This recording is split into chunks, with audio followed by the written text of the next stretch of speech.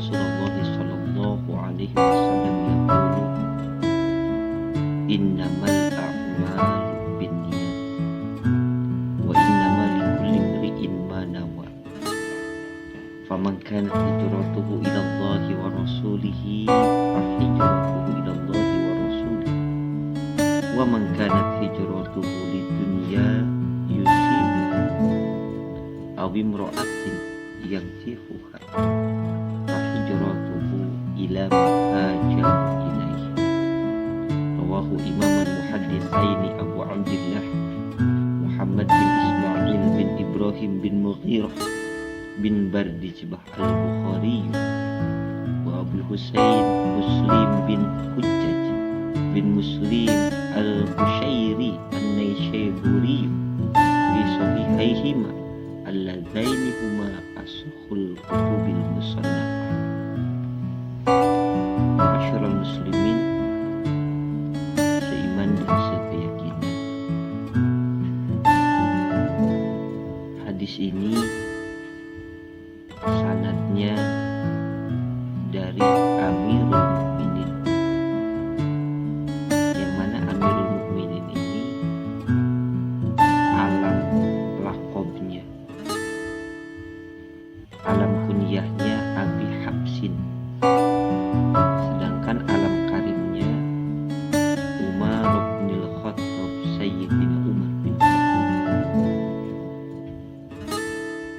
Sami'tu Rasulullah sallallahu alaihi wasallam yaqul, Sayyidina Umar bin Khattab mendengar bahwa Rasul bersabda, innamal a'malu binniyat, bahwa sesungguhnya setiap perbuatan, setiap amal tergantung niat. Wa innamal likulli imri'in ma nawa, dan sesungguhnya setiap orang akan dibalas berdasarkan apa yang diniatkannya. Faman kanat hijratuhu ila Allahi wa rasulih, barang siapa yang hijrah karena mengharap ridho Allah dan Rasulnya, hijratuhu ila Allahi wa rasulih, maka hijrahnya pasti kepada keridhaan Allah dan Rasul. Faman kanat hijratuhu lidunya yusibuha aw imra'atin yankihuha, akan tetapi ketika hijrahnya hanya mengharapkan dunia, mendapatkan dunia atau wanita yang ingin dinikahinya, maka hijrahnya akan bernilai sebagaimana yang dia niatkan. Hijratuhu ila ma hajara ilaihi. Hadis ini diriwayatkan oleh dua imam hadis, Abu Abdillah Muhammad bin Ismail bin Ibrahim bin Al-Mughirah bin Bardizbah al-Bukhari, yang terkenal dengan sebutan Imam Bukhari, dan Abu Husain Muslim bin Al-Hujjaj bin Muslim al-Qushairi an-Naysaburi.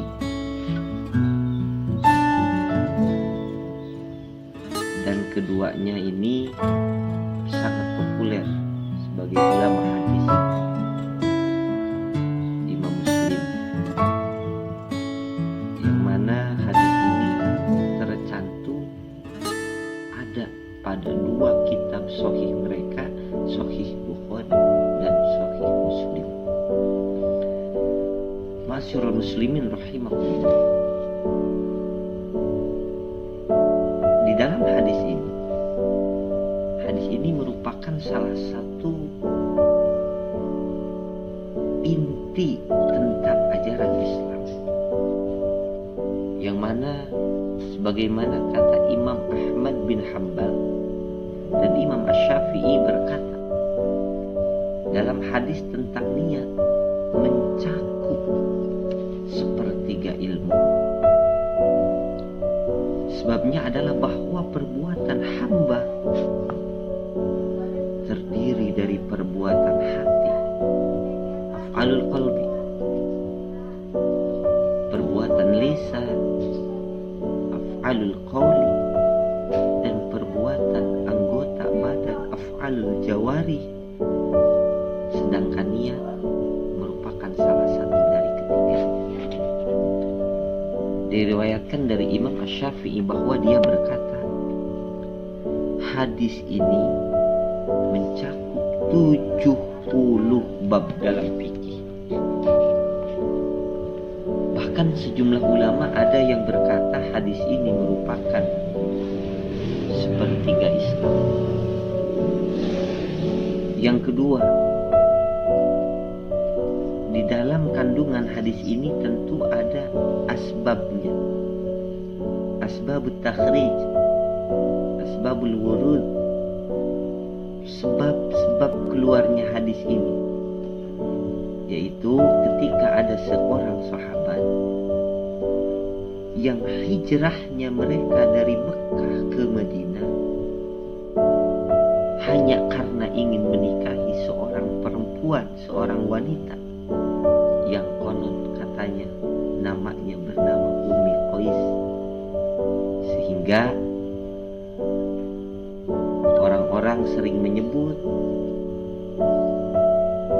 dia adalah muhajir Ummi Qais, karena hijrah dari Mekah ke Madinah bukan untuk mengharap keridhaan Allah, akan tetapi untuk mengharapkan keutamaan seorang wanita dan menikahinya, yaitu Ummi Qais. Ma'asyiral muslimin rahimahumullah, pelajaran yang dapat kita ambil daripada hadis ini setidaknya ada 7.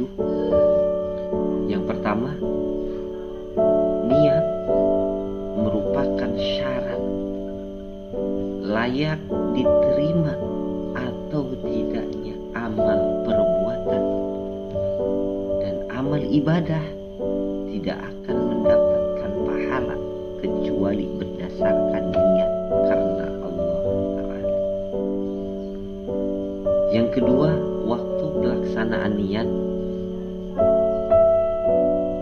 dilakukan pada awal kita melaksanakan suatu ibadah, dan tempatnya di dalam hati.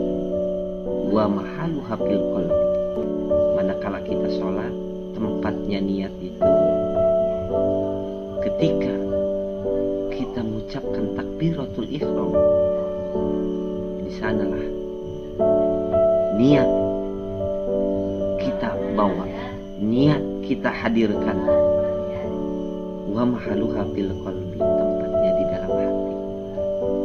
Yang ketiga, kandungan dari hadis ini memberikan suatu pelajaran tentang keikhlasan, ikhlas dan membebaskan niat semata-mata karena Allah Ta'ala.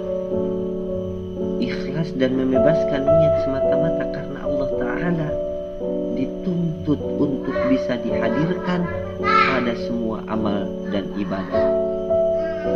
Yang keempat, seorang mukmin akan diberi ganjaran pahala berdasarkan kadar niatnya. 5. Semua perbuatan yang bermanfaat, yang baik, yang mubah,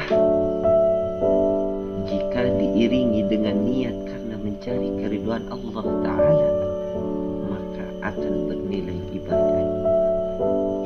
Yang keenam, yang membedakan antara ibadah dan ritual kebiasaan atau adat, kebiasaan rutinitas adalah terkandung di dalam niatnya. Yang terakhir, yang ketujuh, faidah daripada hadis ini, hadis di atas menunjukkan bahwa niat merupakan bagian daripada iman. Kenapa demikian? Karena niat merupakan pekerjaan hati, dan iman menurut pendapat pemahaman ahli sunnah wal jamaah adalah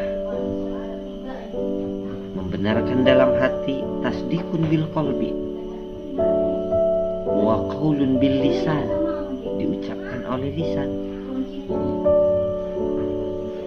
amalun bil arkan, dan dilaksanakan oleh perbuatan, diamalkan dengan perbuatan.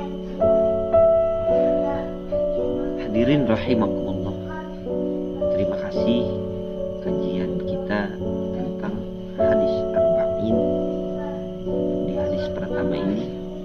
Mudah-mudahan bisa